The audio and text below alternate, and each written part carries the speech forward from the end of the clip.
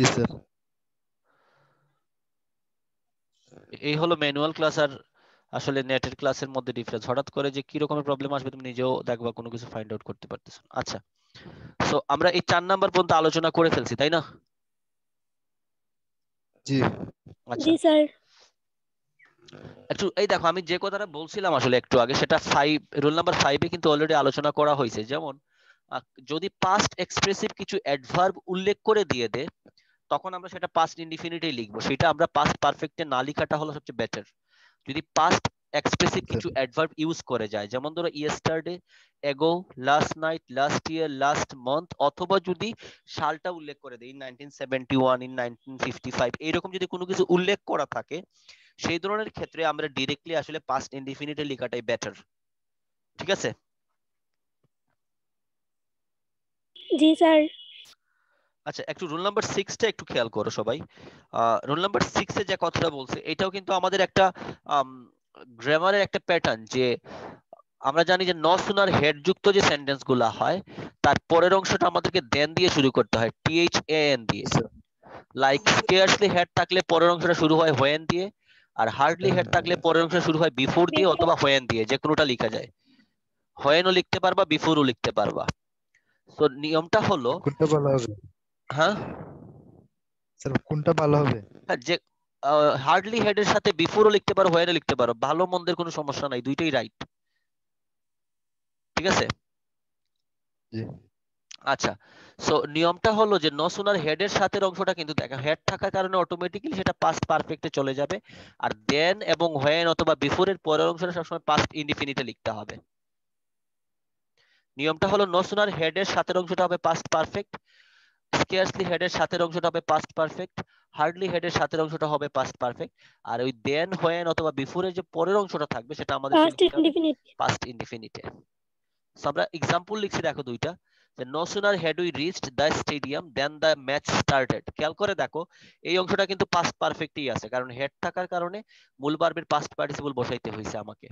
আর দেন এর পরের অংশটা আমি লিখছি match started, that means past indefinite. দেখা যাচ্ছে তো? জি স্যার। সেম সেম দুই নাম্বারটা দেখো, scarcely had we reached the college when the bell rang. So bell rangটা হলো past indefinite, আগেরটা আমি লিখছি past perfect এ। স্যার দুয়ের মিনিংটা কি, মানে ইসের মিনিং কোনটা? সেন্টেন্সের দুয়ের সেন্টেন্সের মিনিং, ওই যে 6 নাম্বার রুলের দুয়ের। এই যে স্কেয়ারসলি হেড। স্যার কলেজে পৌঁছতে না পৌঁছতে। হ্যাঁ, এটা scarcely had এর মিনিংটা হবে কলেজে পৌঁছতে না পৌঁছতেই আসলে বেলটা বেজে গিয়েছিল। জি স্যার। scarcely মিনিং কিন্তু আবার অন্য জায়গায় অন্যরকম, যেমন scarcely মানে এটা হলো খুব রেয়ারলি, যেটা আমরা বলি খুব কম পরিমাণে। আর এই জায়গায় মিনিংটা বোঝাচ্ছে যে scarcely had we reached, no sooner had we reached, একই মিনিং। এরপরে hardly had, এগুলো সবই একই মিনিং, মানে কোনো কাজ, যেমন আমি স্টেশনে যেতে না যেতেই বাসটা ছেড়ে দিয়েছিল, ওই টাইপের মিনিং গুলো এই ক্ষেত্রে ইউজ হয় আর কি। ঠিক আছে?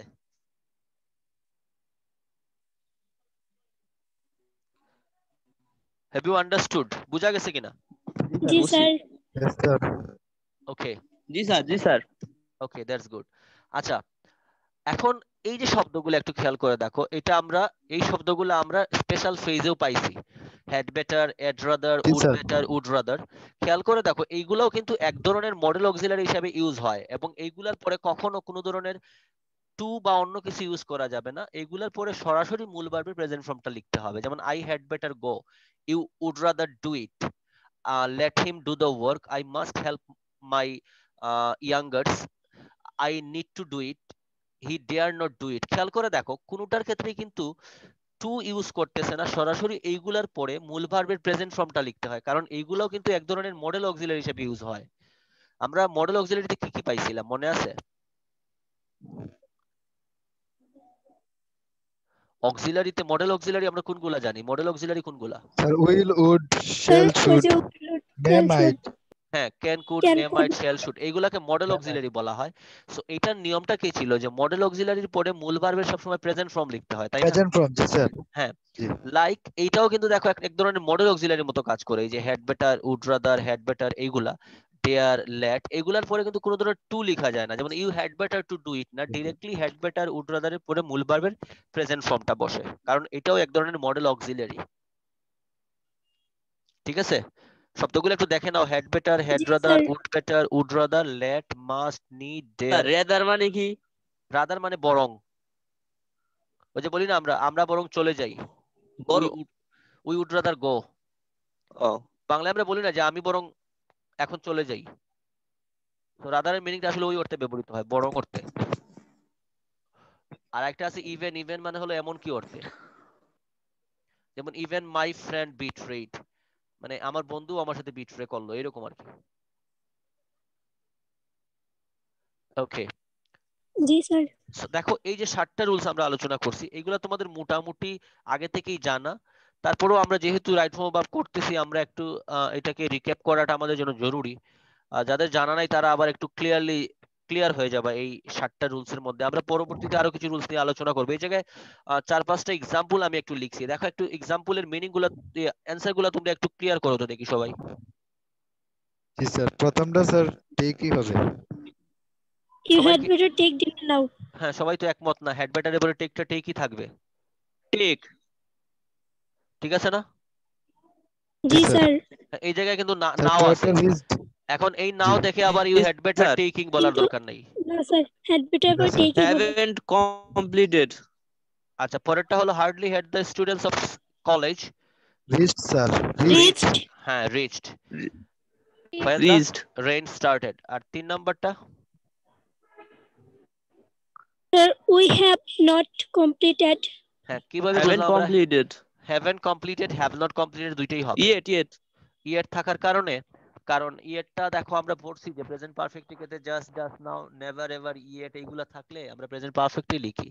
ইয়েটের মিনিংটা হলো এখন পর্যন্ত হয় নাই, যেমন yet he hasn't taken his meal, yet he hasn't completed his task, মানে এখন পর্যন্ত সে তার কাজটা শেষ করে নাই। ঠিক আছে, রোল নাম্বার 4টা একটু দেখো তো। Sir enjoyed. Sir enjoy. Sir, enjoy হবে। এটা কি কোনো চেঞ্জ হবে মনে হয় তোমাদের? না স্যার। না স্যার। না চেঞ্জ স্যার। হবে না। মুসলিমস এনজয় ঈদ টুয়াইস এ ইয়ার, মানে প্রত্যেক বছরই তারা 2বার ঈদ উদযাপন করে মুসলিমরা, সো এটা কিন্তু এটা সবসময় থেকে চলে চিরন্তন সত্য আসছে। একটা হ্যাঁ, কথা। জি ইয়া, স্যার।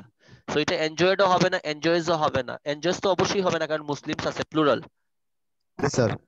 সো এটা এনজয়টা এনজয়ই থাকবে। দেখো এই কারণেই বলছিলাম যে রাইট ফর্ম অফ ভার্বে মানে তোমাকে সেই জায়গায় চেঞ্জ করতে হবে if you think that there should be a change, otherwise you can keep it same, তুমি এটাকে সেম রাখতে পারো। মানে রাইট ফর্ম অফ ভার্ব হইলেই যে চেঞ্জ করতে হবে এরকম কোনো বাধ্যবাধকতা নাই, but most of the time change হয়। ঠিক আছে, জি স্যার। তাহলে লাস্টেরটা একটু দেখো তো, people of Bangladesh. G sir sir. এটা সাফারেই থাকবে। সাফারটা সাফারি সাফার থাকবে, ফ্রম ভেরি। ডিজিজেস। একটা জিনিস দেখো, সাফারের পরে সবসময় সাফার। হ্যাঁ শুধু সাফার থাকবে, আর সাফারের পরে সবসময় মূল প্রেপোজিশন হিসেবে ফর্ম বসে, সাফার ফ্রম। G sir. জি sir. he suffer from fever, he suffer from malnutrition। ঠিক আছে, আচ্ছা দেখো বেসিক্যালি আজকে আমরা এই 7টা রুলস নিয়ে আলোচনা করব, তারপরেও রাইট ফর্ম ভাবে আরো কিছু জিনিস একটু তোমাদের আমি বলে দেই যেগুলো খুবই ইম্পর্টেন্ট। আমরা যখন right form of verb answer করব, আমাদের কোয়েশ্চেন গুলা কিন্তু রাইট ফর্ম অফ ভার্বে শব্দগুলা টেবলের মধ্যে দেয়া থাকে। মানে আমরা যেটা সেকেন্ড পেপারে যেটা করি, রাইট ফর্ম অফ ভার্বের কাজ কিন্তু আমাদের ফার্স্ট পেপারেও আছে, সেকেন্ড পেপারেও আছে, সো দুইটা ক্ষেত্রে এটা লাগে। ফার্স্ট পেপারে 4 নাম্বার এবং 5 নাম্বার, অর্থাৎ আমরা যেটা আগেও পড়ে আসছি এই যে ক্লোজ টেস্ট উইথ ক্লুজ আর উইথাউট ক্লুজ আছে না। জি স্যার। জি স্যার। আচ্ছা একটা জিনিস হলো তোমাদের রাইট ফর্ম অফ ভার্বে, সরি তোমাদের রাইট ফর্ম অফ ভার্বে সেকেন্ড পেপারে কোনো শব্দ দেয়া থাকবে না,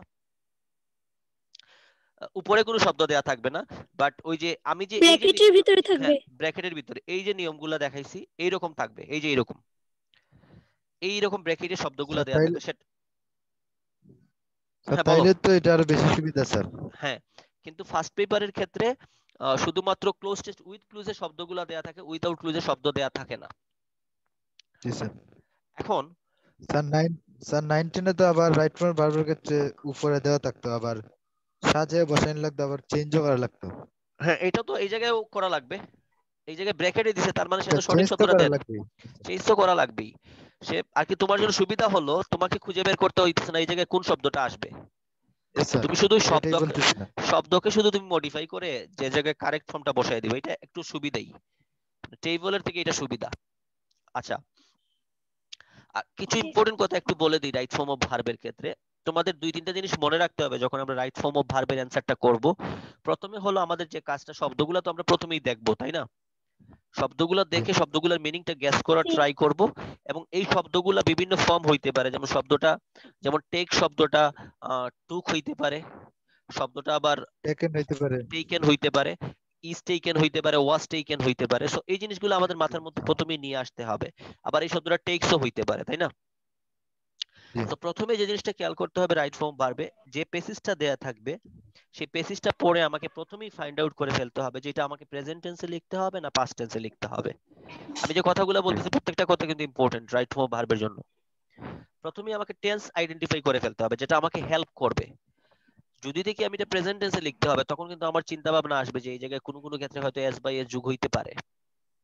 বা যদি সেটা প্রেজেন্ট টেন্সে হয়, তাহলে আমাকে প্রথমেই ফাইন্ড আউট করতে হবে যে সেন্টেন্সটা কি প্রথমেই থার্ড পারসন সিঙ্গুলার নাম্বারের সাবজেক্টটা আছে কিনা, এটাই আমাকে প্রথমে দেখতে হবে যদি প্রেজেন্ট টেন্সে হয়।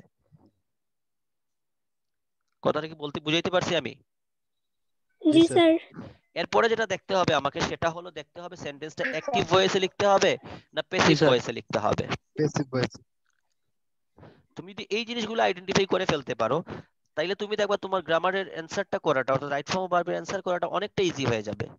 তুমি যদি ইজিলি ফাইন্ড আউট করে ফেলতে পারো এটা পাস্ট টেন্সে হবে, তাহলে শব্দ যেগুলো থাকবে, যেমন ধরো টেকটা টুক হয়ে যাবে, রিচটা রিচড হয়ে যাবে, অথবা ওয়াজ রিচড হবে, তখন তুমি পাস্টে চিন্তা করতে পারবা। বুঝা গেছে? Yes sir. আর আরেকটা জিনিস হলো খুবই ইম্পর্টেন্ট, রাইট ফর্ম অফ ভার্বে সেন্টেন্সটা পড়ে দেখতে হবে যে আসলে আমাকে অ্যানসারটা অ্যাক্টিভে করতে হবে কিনা প্যাসিভে করতে হবে। কারণ অ্যাক্টিভের প্যাটার্নটা হবে একরকম, প্যাসিভের প্যাটার্নটা হবে আরেক রকম। বিপরীত।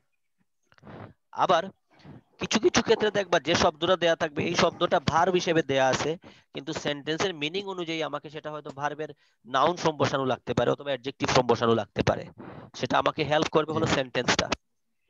সো আমি যে শব্দটা ভার্বে দিছি এটা ভার্ব হিসেবেই বসবে এরকম কিন্তু কোনো মানে ফিক্সড করে দেয়া নাই। তোমার এই রাইট ফর্ম ভার্বে তারাই ভালো করে যারা সেন্টেন্স গুলা পড়ে এটার মিনিংটা বুঝতে পারে। সো তোমাকে প্রথমে প্যাসেজটা পড়তে হবে, মিনিংটা বোঝার চেষ্টা করতে হবে, তারপরে তোমাকে অ্যানসারটা করতে হবে। আর ওই অ্যানসার করার সময় রুলস যেগুলো আমরা পড়বো রুলসগুলো তো আমাদের মাথায় রাখতেই হবে। আর ওই যে কথাগুলো বললাম, টেন্সটা প্রথমে আইডেন্টিফাই করতে হবে, সেন্টেন্সটা অ্যাক্টিভে না প্যাসিভে এটা আইডেন্টিফাই করতে হবে। That will tremendously help us to actually answer the questions perfectly. ঠিক আছে? জি স্যার। জি স্যার। তো এই হলো মোটামুটি আজকের আমাদের। জি বলেন। হ্যাঁ বলো। স্যার যে প্র্যাকটিসের যদি আমি যদি ফর প্র্যাকটিসে যে এক নাম্বার দেয় নাওয়ের জায়গায় যদি দেন দিতাম তাহলে কি কি হতো? এই জায়গায় দেন হইতো না, কারণ হেড বেটারটা পাস্টের ক্ষেত্রে এরকম করে ইউজ করে না, হেড বেটারটা প্রেজেন্টই হয়। এবং হেড বেটারে একটা প্রবলেম আছে, যেমন ধরো ক্যানটা আমরা কুড ইউজ করতে পারি, তাই না? কিন্তু এটা হেড বেটারটা মোস্ট অফ দ্য টাইম এটা প্রেজেন্টের ক্ষেত্রেই হয়, এটা পাস্টে হওয়ার সম্ভাবনা আসলে নাই বললেই চলে। হেড বেটারে মানে কি তোমার করা উচিত, আর এই ক্ষেত্রে কিন্তু আমরা পাস্টে গেলে এটাকে আমরা অন্যভাবে বলে ফেলতে পারবো অন্য শব্দ দিয়ে, তখন আমরা অন্য শব্দ ইউজ করব। হেড বেটার দিয়ে দেন আসলে এরকম সেন্টেন্স আমি দেখি নাই। হেড বেটার লিখে এটাকে পাস্টে নেয়, এটা প্রেজেন্টেই most of the time use হয়। তো এই ক্ষেত্রে দেন আসার সুযোগ থাকবে না আসলে। ঠিক আছে? জি স্যার। জি স্যার। আচ্ছা, সো আজকে আমাদের আলোচনা এতটুকুই। আমরা পরবর্তী ক্লাসে আরো রাইট ফর্ম অফ ভার্বের কিছু রুলস নিয়ে আলোচনা করব। ঠিক আছে? আশা করি আমরা 2-3টা ক্লাস বা 3টা ক্লাস করার পরে রাইট ফর্ম অফ ভার্বে আমরা ডিরেক্টলি বোর্ড কোয়েশ্চেন বা ক্যাডেট কলেজের কোয়েশ্চেনের প্র্যাকটিসে চলে যাব। যখন প্র্যাকটিসে যাব তখন দেখবা তোমাদের আমি আরো অনেকগুলো রুলস দেখাইতে পারবো অ্যানসার করে করে, সেটা আরো বেশি ফ্রুটফুল হবে আই হোপ। কারণ যখন আমি একটা অ্যান্সার করে দেখাবো যে এটা এরকম হয়েছে কেন হইলো, তখন যখন আলোচনাটা করব তখন ওই রুলস গুলো তোমার আরো বেশি পারফেক্টলি মুখস্থ হয়ে যাবে, জানা হয়ে যাবে। কি মনে হয় তোমাদের? জি জি স্যার। স্যার। আচ্ছা, সো আমরা আগামী আরো 2টা ক্লাস রুলস গুলা নিয়ে একটু আলোচনা করব। সো আজকের জন্য এতটুকুই থাকুক, ঠিক আছে? জি sir. Have a good day, take care, bye. আদাব স্যার। আদাব, নমস্কার স্যার। নমস্কার।